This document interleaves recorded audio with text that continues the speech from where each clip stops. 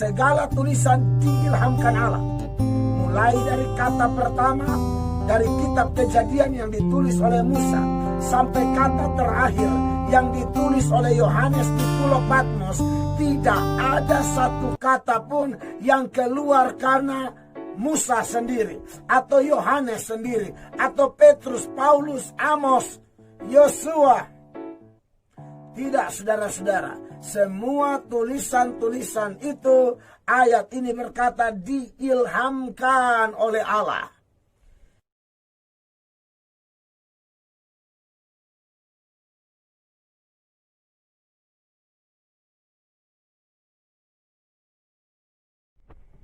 Puji Tuhan, saudara-saudara, saya berterima kasih kepada Tuhan yang memberi kekuatan bagi saya untuk bisa dengan kekuatannya menyampaikan firman Tuhan pada pagi ini. Saudara-saudara, saya memang kondisi dari beberapa hari lalu, 1 mingguan lalu, karena khotbah tiap hari, ibadah online, khotbah dalam acara di Facebook dan juga di gereja, suara saya sedikit terganggu. Makanya 2 malam saya tidak siaran dengan tim dalam acara saya setiap hari, setiap malam, namanya Good News from Heaven. Tapi puji Tuhan, kekuatan Tuhan luar biasa pagi ini. Tuhan sang empunya pelayanan dan Tuhan juga yang memiliki kami sebagai budak-budaknya atau hamba-hambanya. Tuhan luar biasa untuk memberi kekuatan sekali lagi kami bicara firman Allah. Nah, kekasih Tuhan, kita masih menyoroti surat Yudas ya. Dan surat Yudas sudah sampai di ayat 17. Untuk pagi ini saya akan bacakan ayat 17 dan ayat 18. Dan mungkin saya hanya soroti ayat 17-nya saja. Ya. Perhatikan Yudas pasal 1 ayat 17-18. Tetapi kamu, saudara-saudaraku yang kekasih, ingatlah akan apa yang dahulu telah dikatakan kepada kamu oleh rasul-rasul Tuhan kita, Yesus Kristus. Sebab mereka telah mengatakan kepada kamu, menjelang akhir zaman, akan tampil pengejek-pengejek yang akan hidup, menuruti hawa nafsu kefasikan mereka.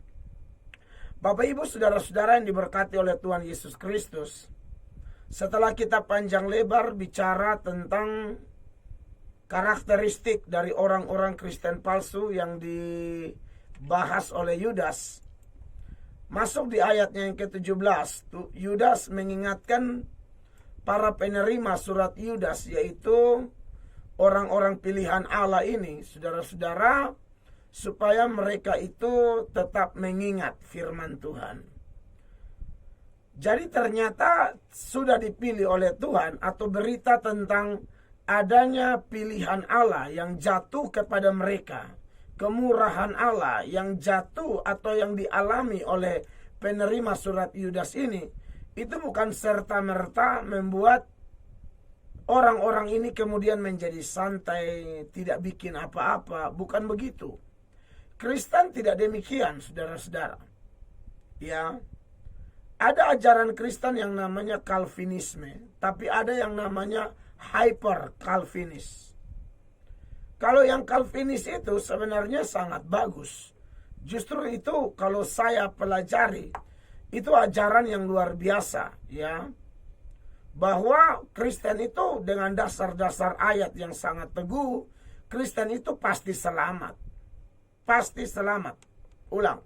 Kristen pasti selamat, dan Kristen yang dimaksudkan adalah siapapun yang Tuhan tarik dan menerima Yesus sebagai Tuhan dan Juru Selamat pribadi. Seturut Yohanes 6 ayat 44, di mana Tuhan Yesus berkata, tidak ada seorang pun yang bisa datang kepadaku, maksudnya kepada Yesus, kalau tidak ditarik oleh Allah Bapa. Dan orang itu, saudara-saudara, akan dibangkitkan oleh Tuhan pada akhir zaman.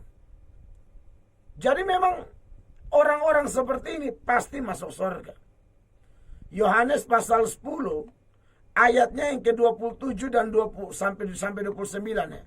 27, 28, 29. Itu bukan perkataan ketua sinode, itu bukan perkataan Yohanes, itu bukan perkataan rasul atau nabi siapapun. Itu adalah perkataan dari Sang Penebus sendiri. Tuhan Yesus berkata, domba-dombaku mendengarkan suaraku, dan aku mengenal mereka, dan mereka mengikut aku. Dan aku memberikan hidup yang kekal kepada mereka, dan mereka pasti tidak akan binasa. Garis bawahi, Bapak Ibu jemaat yang di Facebook, di radio, dan nanti yang di YouTube dengar bahwa dikatakan bahwa mereka pasti tidak akan binasa sampai selama-lamanya, dan seorang pun tidak akan merebut mereka dari tanganku.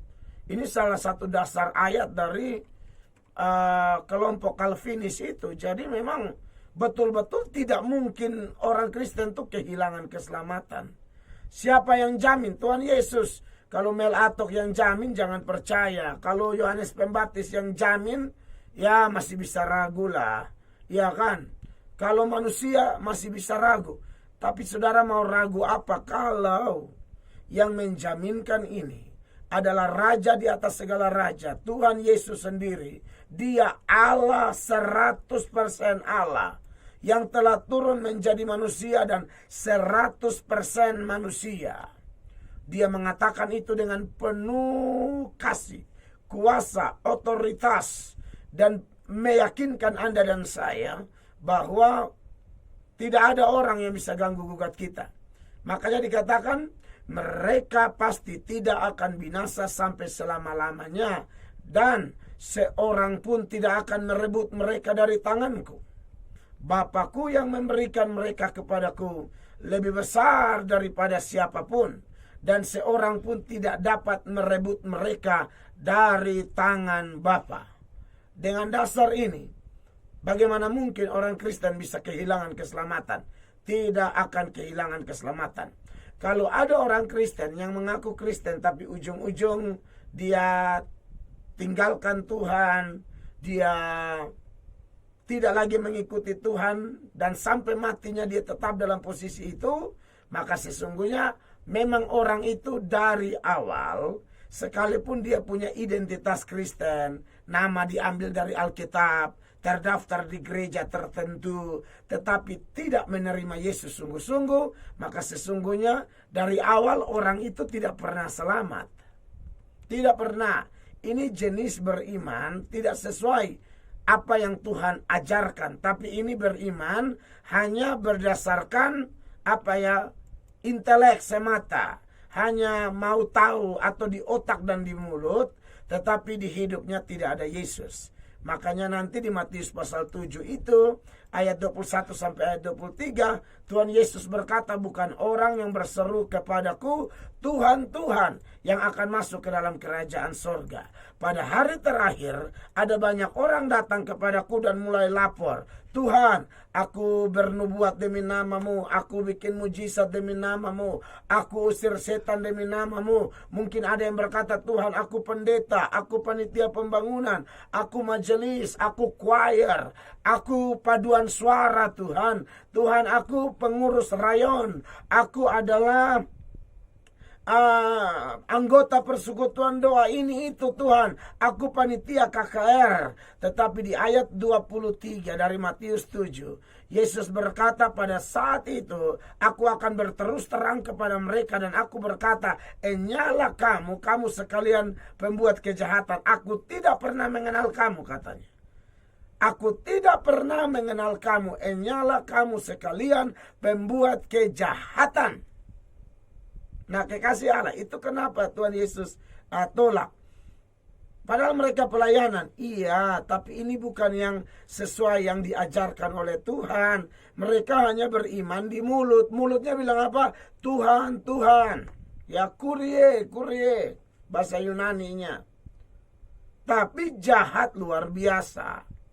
Nah, makanya saya suka ingatkan orang Kristen ya, salah satu tanda orang Kristen yang sejati itu kalau dia sudah melakukan pelayanan, dia sudah melakukan yang terbaik untuk Tuhan, dia tidak seperti orang-orang ini.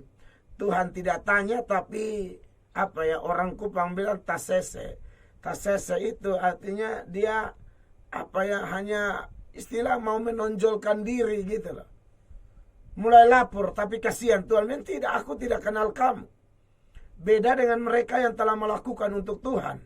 Waktu Yesus kembali, dia pisahkan kan domba sebelah kanan, kambing sebelah kiri. Dan kepada domba-domba yang jelas-jelas masuk surga itu, sesuai dengan Yohanes pasal 10 ayat 27 sampai 29, di mana dia bilang, domba-dombaku pasti dengarkan aku, mereka tidak akan hilang keselamatan.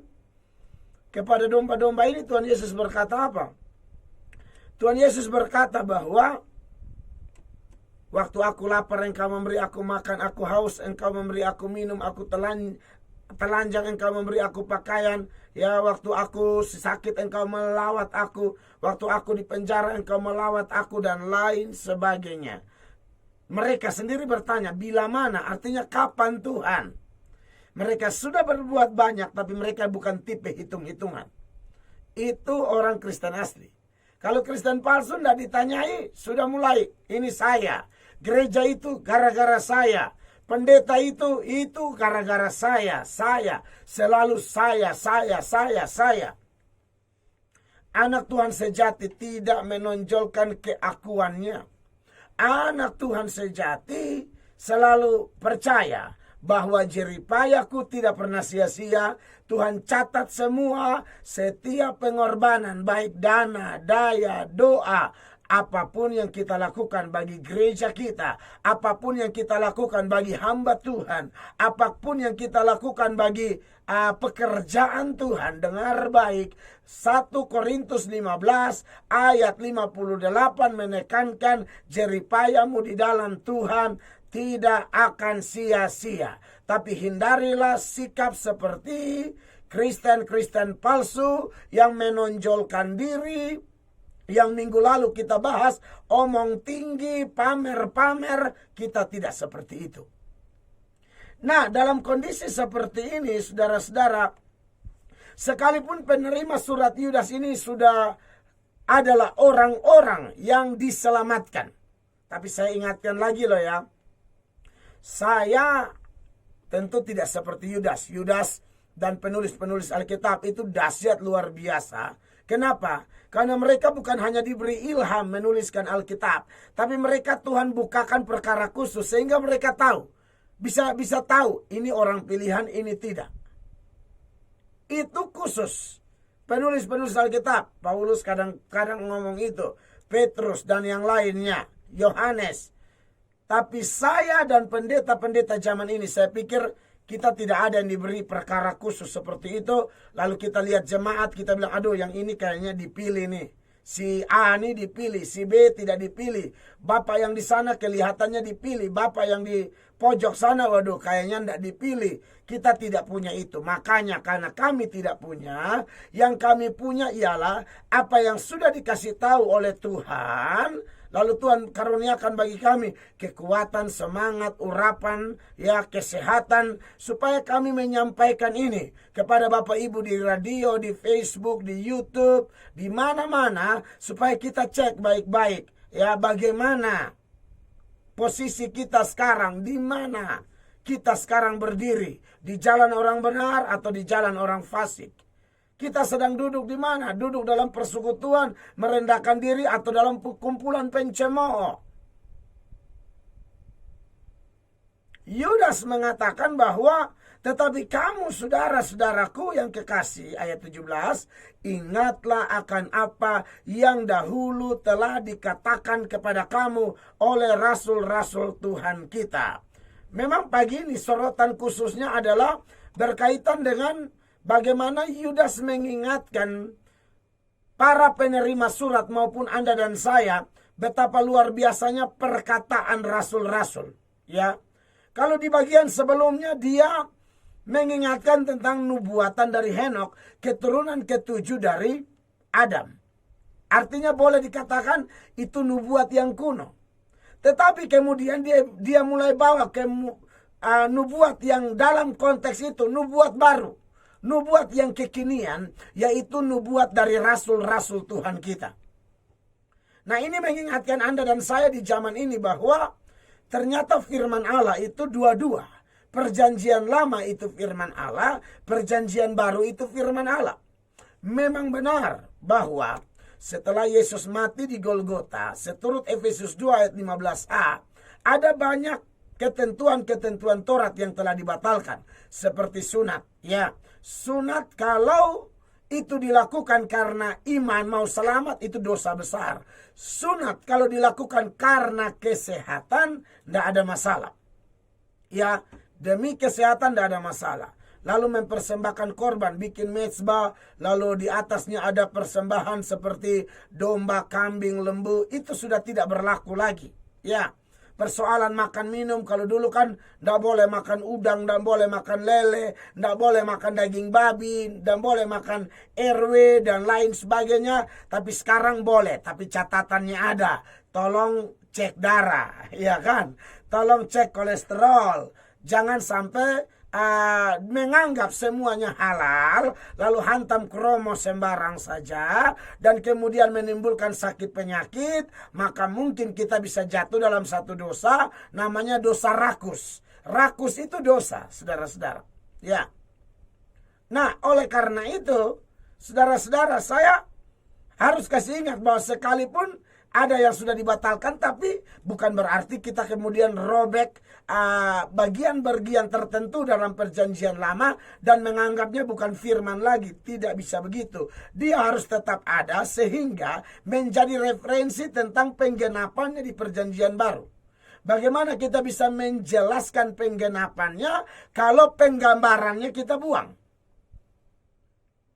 Dan kebanyakan dalam perjanjian lama kan tidak hanya berisi itu, tapi dia juga berisi tentang hal-hal yang bersifat moralitas. Penjabaran dari 10 hukum. Atau moral law. Atau hukum moral. Ya. Nah, saudara-saudara yang dikasihi oleh Tuhan Yesus. Jadi pertama dia pakai nubuat yang agak kuno. Sekarang dia pakai nubuat yang baru. Pertama dia pakai orang-orang perjanjian lama. Tapi sekarang dia pakai rasul-rasul. Artinya kekristenan harus betul-betul, kalau sudah selamat, kita harus tetap berpaut kepada Alkitab. Dengar ajaran ini, saudara. Alkitab adalah satu-satunya firman Allah yang sempurna dan lengkap. Ulang. Alkitab adalah satu-satunya firman-Nya Allah kita yang sempurna, yang lengkap, yang dapat dipertanggungjawabkan, saudara-saudara. Ya. Bahkan tidak ada bagian di dalam Alkitab yang salah, itu tidak ada.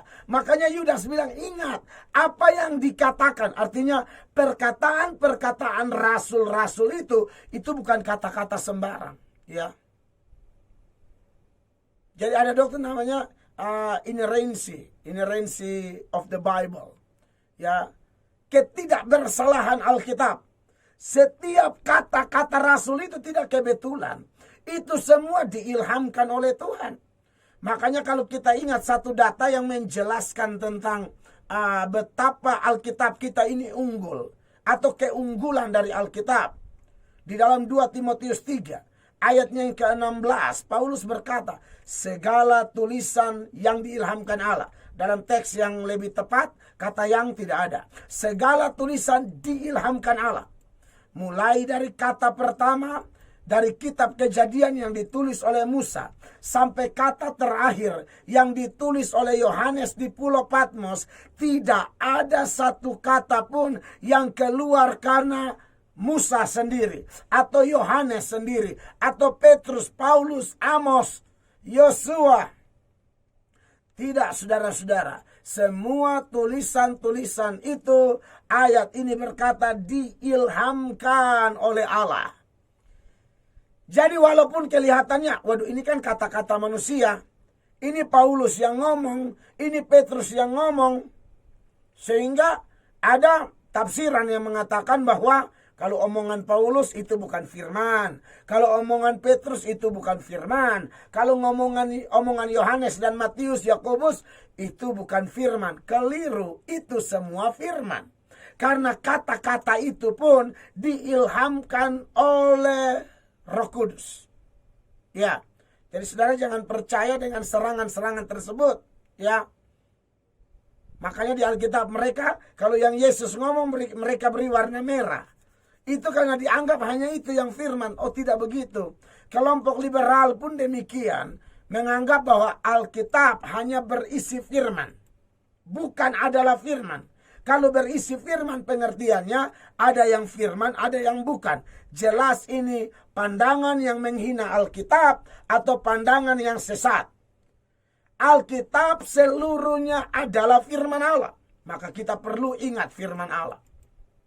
Dan ingat saudara, itu semua tidak ada manusia yang asal-asal angkat diri lalu mengatakan sesuatu yang mengatasnamakan Tuhan dengan dorongan diri sendiri. Tidak ada.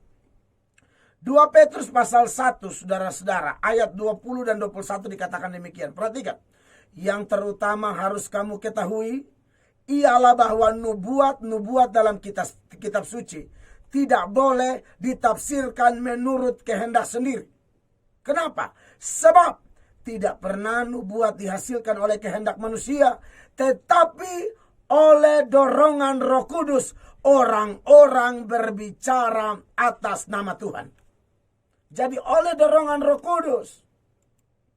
Jadi makanya Yudas bilang, walaupun kamu sudah selamat, tapi ingat perkataan dari rasul-rasul. Kata-kata mereka semua itu ilham. Dan kenapa itu kita percaya sebagai firman-Nya Tuhan? Bukan mereka. Kehendak bebas mereka tidak Tuhan cabut, tapi Tuhan kuduskan. Pengalaman pribadi mereka Tuhan kuduskan. Semua yang Tuhan izinkan mereka bahas dalam tulisan mereka. Tentang adanya penyesat, tentang adanya penganiayaan gereja. Ya, tentang kesaksian pribadi mereka, seperti kesaksian Paulus diubahkan oleh Allah. Semua itu firman Allah. Jadi saudara-saudara, ini perlu kita pahami. Ya, kalau ada orang yang menolak seperti kelompok liberal atau siapapun yang menganggap, menuduh, Alkitab kalian palsu, Alkitab kalian itu sudah tidak asli lagi. Loh saudara, ini kan orang-orang menurut saya bodoh, ngawur, asal tuduh, ya. Bagian mereka tuduh, Alkitab kalian palsu, ditanyai. Kalau memang kau bilang Alkitab kita palsu, berarti kamu punya yang asli dong. Kita minta yang asli tidak ada. Loh, dari mana kau bisa mengatakan Alkitab kami palsu, padahal kamu tidak punya yang asli? Untuk mengatakan sesuatu ini palsu atau tidak, bertolak dari asli. Ini uang palsu. Nah, untuk membedakan mana? Tunjukkan uang aslinya. Kalau memang kalian mengatakan Alkitab kami palsu, mana asli kau punya? Tidak ada katanya. Loh, dari mana kau tahu-tahu kamu bilang Alkitab kami palsu? Alkitab kami ini ditulis kurang lebih tahun 30. Maksud saya waktu perjanjian baru ini ya. Kalau yang Musa-Musa ya sudah ditulis lama. Tapi yang kayak Injil misalnya, Markus, Matius, Lukas, itu antara tahun 30 sampai 50. Kenapa begitu dekat dengan peristiwa Yesus? Untuk menjaga keakuratan, keaslian dari data-data tersebut. Nah, yang tuduh-tuduh ini kadang-kadang yang baru muncul 500 tahun kemudian, 600 tahun kemudian. Yang lebih parah lagi yang hidup 1 abad dengan Mel Atok dan kita semua. Mereka lah yang dengan ngotot, entah dari mana idenya, Alkitab kalian palsu. Tidak, Anda keliru, Anda tidak paham, Anda dikuasai setan. Makanya tuduh-tuduh Alkitab palsu. Alkitab tidak palsu. Saudara, kita ini kan keturunan Adam dan Hawa. Memang Alkitab ini kan disalin, ya toh. Alkitab kita yang asli itu namanya autograf, ya. Dari autograf ini kemudian ada salinan-salinan, ada manuskrip, ya. Tapi manuskrip ini diturunkan dari yang asli. Contoh, saya beri ilustrasi buat kita semua pendengar, ya. Saudara dan saya percaya kita keturunan Adam, ya. Adam itu manusia asli, saya juga manusia asli. Tapi tidak bisa kita pergi cari Adam sekarang, lalu kasih berdiri Adam di sini, Lalu untuk melihat apakah Melatok ini benar-benar turunan Adam, cek dulu. Adam hidungnya, lubangnya berapa? Mulutnya berapa? Matanya berapa? Telinganya berapa? Kakinya berapa? Tangannya berapa? Apakah dengan cara itu baru kita bisa mengatakan Melatok ini manusia asli atau tidak? Kan tidak bisa begitu. Adamnya sudah tidak ada. Kitab kita yang betul-betul asli awal ditulis itu kan turun-temurun, saudara. Ini dari zaman Musa, antara Musa dan Yohanes, ya kurun waktunya 1600 tahun. Alkitab ini ditulis. Yohanes tulis terakhir itu tahun 90-an Masehi. Sekarang 2020 Masehi. Tapi saudaraku, keakuratan dari semua data dalam kitab suci, perjanjian lama maupun perjanjian baru, tidak bisa diganggu-gugat. Dan saya mau kasih tahu bagaimana caranya supaya Anda dan saya bisa paham firman Allah. Memang kita harus terima Yesus. Dan waktu terima Yesus, kita dimeteraikan dengan Roh Kudus. Dengan Roh ini baru kita bisa paham. Kenapa? Seperti yang saya sudah katakan tadi, bahwa tidak ada kata-kata dari Rasul yang dibuat dengan karangan sendiri. Itu ilham semua. Itu dorongan Roh semua. Maka harus diartikan dalam pimpinan Roh. Kalau yang tulis dipimpin Roh, yang baca atau yang dengar khotbah dipimpin Roh, maka dia akan berkata amin. Dia bilang amin, Alkitab itu benar. Tapi kalau yang tulis dipimpin Roh, yang baca, yang terima dipimpin setan, yang ada apa? Kritik sambil berkata Alkitab palsu, atau tidak semua isi Alkitab firman Allah, hanya bagian tertentu. Jelas itu dipimpin setan. Paulus bilang begini dalam 1 Korintus 2 ayat 13 dan ayat 14, dikatakan demikian. Dan karena kami menafsirkan hal-hal rohani kepada mereka yang mempunyai roh. Nah, kalau yang tidak punya memang tidak nyambung. Tapi kepada yang mempunyai roh. Lalu Paulus bilang begini. Kami berkata-kata tentang karunia-karunia Allah dengan perkataan yang bukan diajarkan kepada kami oleh hikmat manusia. Bukan, tetapi oleh apa? Tetapi oleh roh. Ayat 14. Tetapi manusia duniawi tidak menerima apa yang berasal dari Roh Allah, karena hal itu baginya adalah suatu kebodohan dan ia tidak dapat memahaminya, sebab hal itu hanya dapat dinilai secara rohani. Kenapa mereka tidak memahami? Ya, karena memang mereka manusia duniawi. Perhatikan ayat 14. Tetapi manusia duniawi tidak menerima apa yang berasal dari Roh Allah. Jadi saudara, terima kasih ya buat pendengar radio yang di YouTube, yang di Facebook. Anda ikut, Anda dengar, Anda lapar dan haus. Saudara, itu tanda Anda dipimpin Roh Kudus loh. Itu tanda Anda dipimpin Roh Kudus. Iya Pak Mel, tapi saya juga masih ada kekurangan. Iya, kata siapa? Anda dipimpin Roh Kudus lalu Anda jadi malaikat yang mau naik hidup-hidup langsung ke sorga. Tidak, tetapi penghormatanmu kepada firman mulai kelihatan. Dan di sana akan Anda lihat akan ada sesuatu yang dahsyat. Sebab kalau orang duniawi, orang dibutakan oleh ilah zaman, dia tidak akan menerima Injil. Kami khotbah. Ya, dia tidak terima. Ibarat Tuhan Yesus bilang dalam perumpamaan, satu jala ditebarkan, segala jenis ikan ada di dalam. Tapi ada ikan benar, ada ikan tidak benar. Satu kali khotbah, entah berapa banyak orang dengar di radio saat ini. Di Facebook lagi berlangsung. Di YouTube akan diposting. Iya kan? Paulus berkata dalam 2 Korintus 4 ayat 3 sampai ayat 4 dikatakan, jika Injil yang kami beritakan masih tertutup juga, maka ia tertutup untuk mereka yang akan binasa. Kenapa masih tertutup? Karena dia tertutup bagi mereka yang akan binasa. Siapa orang-orang ini kok tutup terus hatinya bagi Injil?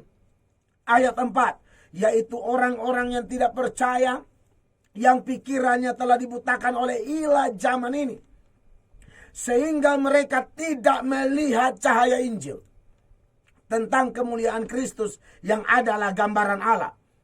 Makanya mereka tuduh Alkitab palsu, Yesus bukan Tuhan, karena dikuasai oleh ilah zaman, ya, hal-hal duniawi. Saudara tahu toh duniawi yang dimaksud itu adalah ada satu sistem yang mereka tidak sadari dikuasai oleh setan. Nah, sistem inilah yang menguasai, menjajah, memperbudak, mengatur mereka sehingga otak mereka tertutup, hati mereka buta. Secara iman mereka tidak paham firman Allah. Atau istilah lain yang Paulus sebutkan, orang-orang ini mati secara rohani. Efesus pasal 2 ayat 1 dan seterusnya, Paulus berkata begini, kamu dahulu sudah mati karena pelanggaran dan dosa-dosamu. Kamu hidup di dalamnya karena kamu mengikuti jalan dunia ini. Karena kamu mentaati penguasa kerajaan angkasa, yaitu roh, garis bawahi, yaitu roh yang sekarang sedang bekerja di antara orang-orang durhaka. Durhaka itu apa? Sudah ditunjukkan kasih kebaikan, tapi dia balas dengan jahat. Seperti Yesus sudah datang mati demi manusia, tapi manusia masih maki-maki dia, ejek-ejek dia, meragukan ketuhanannya, menghina firman-Nya. Itu durhaka. Kalau yang tahu diri, dia datang tersungkur menerima undangan Yesus yang berkata, marilah kepadaku semua yang letih, lesu dan berbeban berat, aku akan berikan kelegaan kepadamu. Dia akan tersungkur dan berkata, aku orang berdosa Tuhan, selamatkanlah aku, pakailah aku, berilah aku kesempatan untuk bekerja di ladang-Mu. Berilah aku kesempatan menghasilkan buah tahun ini Tuhan, tolonglah aku. Nah, ini asli. Ya, tapi kalau tidak, aduh pikirannya jahat. Paulus pernah alami itu, Efesus 2 ayat 3. Sebenarnya dahulu kami semua, kata Paulus, juga terhitung di antara mereka. Kapan? Ketika kami hidup di dalam hawa nafsu daging dan menuruti kehendak daging dan pikiran kami yang jahat. Ini dia. Pada dasarnya kami adalah orang-orang yang harus dimurkai sama seperti mereka yang lain. Untung Tuhan selamatkan mereka. Ayat 4. Tetapi Allah yang kaya, haleluya, dengan rahmat oleh karena kasih-Nya yang besar yang dilimpahkannya kepada kita. Ayat 5. Telah menghidupkan kita bersama-sama dengan Kristus, sekalipun kita telah mati oleh kesalahan-kesalahan kita, oleh kasih karunia kamu diselamatkan. Ini yang disebut dengan dilahirkan baru. Makanya dengan membaca data ini, saya pendeta tidak berani mengatakan kalau khotbah saya lah yang mempertobatkan orang. Tidak, saya hanya berkhotbah, tapi yang menghidupkan orang, membuka hati orang, itu adalah Tuhan sendiri. Makanya ketika Dr. Lukas mencatat bagaimana Paulus berkhotbah, orang-orang mendengar, dan ada salah satu businesswoman namanya Lydia. Ketika Lydia dengar, kenapa Lydia fokus kepada apa yang Paulus katakan? Bukan karena Paulus hebat, pintar, bukan, tapi karena Tuhan buka hati Lydia. Ini kelihatan dalam Kisah Para Rasul pasal 16 ayatnya yang ke-14, dikatakan demikian. Seorang dari perempuan-perempuan itu yang bernama Lydia turut mendengarkan. Ia seorang penjual kain ungu dari kota Tiatira yang beribadah kepada Allah. Garis bawahi, Tuhan membuka hatinya. Ini penyebabnya. Tuhan membuka hatinya sehingga ia memperhatikan apa yang dikatakan oleh Paulus. Kenapa dia perhatikan apa yang dikatakan oleh Paulus?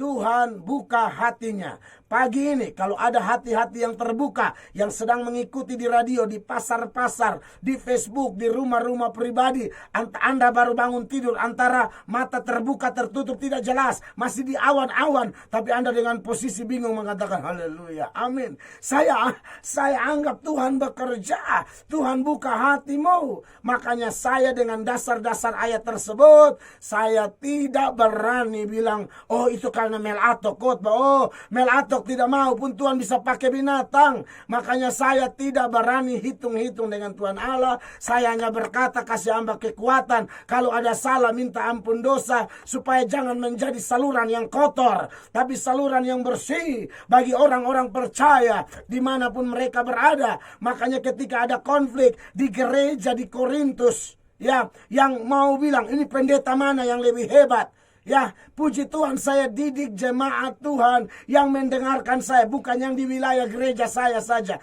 tapi yang dukung saya di Facebook, dukung saya di YouTube, dukung saya di radio. Saudara, itu di jamaah Tuhan, bukan saya. Saya harus katakan ini, karena salah satu jenis keduniawian ialah ketika mulai mengkultuskan pendeta, ketika mulai bilang pembicara ini lebih hebat, aduh ini cuma gelar S berapa, kalau yang ini begini. Saudaraku, amin.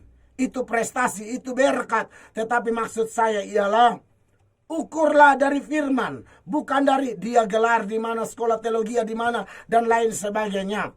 Seorang pendeta bikin semacam kegiatan di gerejanya, dia tidak tahu sepupu kandung saya ada di situ. Lalu dia bilang, entah topiknya apa, lalu terjadilah penghinaan terhadap saya. Mel Atok itu sekolah teologi di mana sih, heran kenapa mesti dia, karena ada kegiatan mau undang Mel Atok, mereka tolak dan berkata dia sekolah teologi di mana. Saya berkali-kali jujur bahwa kalau sekolah teologi tidak ternama. Kalau ada 100 sekolah teologi di Indonesia, mungkin saya punya di luar 100 itu, betul. Karena maklum, kita orang miskin, tidak ada uang, mau pergi sekolah teologi yang bayar mahal. Aduh, tidak mampu, mau sekolah di Unkri sini saja. Saya tidak ada uang, saudara-saudara. Orang papa mama miskin luar biasa. Untung memang saya ada dalam rencana skenario-nya Tuhan, sehingga ada saja cara Tuhan. Walaupun dibentuk di sekolah teologi yang tidak dikenal.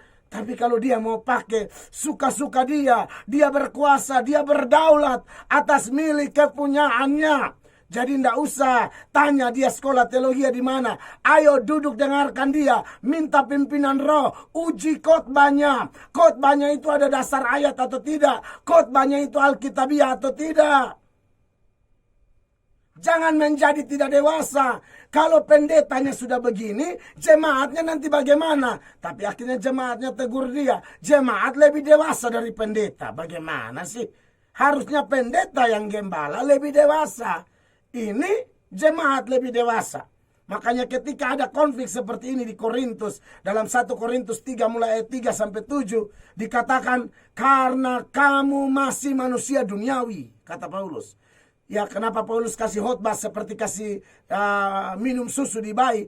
Paulus bilang sama jemaat di Korintus, karena kamu masih manusia duniawi. Sebab jika di antara kamu ada iri hati dan perselisihan, bukankah hal itu menunjukkan bahwa kamu manusia duniawi dan bahwa kamu hidup secara manusiawi? Ayatnya yang keempat, karena jika yang seorang berkata, aku dari golongan Paulus, dan yang lain berkata, aku dari golongan Apolos, bukankah hal itu menunjukkan bahwa kamu manusia duniawi yang bukan rohani? Ayat 5. Jadi apakah Apolos, apakah Paulus? Ini pemimpin yang benar. Bukan bilang hina pendeta lain. Jangan dong. Yang kita tegur penyesat. Kalau pendetanya khotbah kebenaran, hanya gara-gara beda sinode. Satu Protestan, satu karismatik begini. Santai dong. Kita bersaudara kok. Dewasalah. Makanya Paulus bilang apa? Jadi apakah Apolos, apakah Paulus, pelayan-pelayan Tuhan yang olehnya kamu menjadi percaya, masing-masing menurut jalan yang diberikan Tuhan kepadanya. Satu gaya khotbah begini, satu karunia penyembuhan, satu pengajaran, satu nyanyinya bagus. Ya, terserah Tuhan. Nggak usah ikut-ikut. Saya nggak bisa tiru kayak Insinyur Niko misalnya, khotbah sambil nyanyi. Saya suara miring kan. Ya udah khotbah aja gitu. Ayat 6, aku menanam, Apolos menyiram, tetapi Allah yang memberi pertumbuhan. Karena itu, yang penting bukanlah yang menanam atau yang menyiram, melainkan Allah yang memberi pertumbuhan. Jadi, orang yang dipimpin Roh Kudus saja mengatakan Alkitab, Kejadian sampai Wahyu firman Allah. Yang tidak dipimpin Roh akan tuduh Alkitab palsu, Alkitab tidak semua firman Allah, hanya berisi firman Allah, tidak. Alkitab semuanya, termasuk kata-kata. Makanya Yudas mengatakan, ingat apa yang dikatakan rasul-rasul. Kiranya khotbah pagi ini membuat Anda bergairah, mengandalkan Tuhan melalui isi hatinya, bukunya, yaitu Alkitab. God bless you all. Terima kasih Pak Pendeta.